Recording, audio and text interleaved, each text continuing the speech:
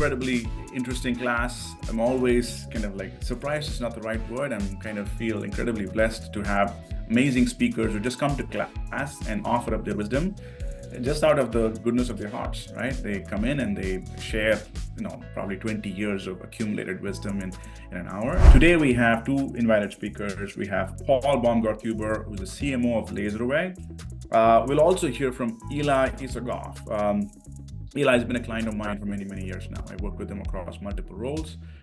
He's been in class. He's a big post-purchase survey advocate. I think 4 sections today. I could say 4 sections. The first section is an advanced attribution primer. This week, we're going to talk about what is media mix modeling, what is incrementality testing, different forms of incrementality testing, different ways to apply media mix modeling, the framing of what problems it solves, how does it sit inside triangulation, all that stuff. Second section, essentially what I call shaping measurement strategy for a brand, right? As usual, it's a packed class. Lots going to happen. You're going to not know 3.5 hours runs past you in no time. Paul's my client. He is incredibly data-driven CMO. A lot of the Yelp folks know him. He's kind of an icon in the Yelp ecosystem. He was there in the conference. Yeah, I think you were probably a little overly nice there, but I appreciate it.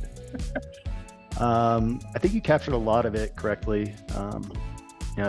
Been with LaserAway, it's going to be 11 years this year. Gone from 12 locations to 140 locations, and I've been a part of that whole growth cycle. I do think it's really important as a CMO to have a fundamental understanding of all the different platforms. Curious whether lifetime value is a factor in this business and whether that's taken into consideration when determining the ROAS goals. Paul, why don't you take that? Sure. We do consider lifetime value, but as far as when we're looking at ROAS, we're looking at in the short term to make our decisions, just thinking about how economic conditions can change, how user sentiment can change. We find it best just to take that short window of time and use that to judge which channels are working best for us. Dark out is fun, but it's not tough. It's good. If we can get a thumbs up for how many people are actually doing hands-on budgeting decisions, hands-on media buying, stuff like that. This may be similar to talking about running different promotions, but I'm wondering, how do you control? So my question is kind of related to what you were saying about the podcast.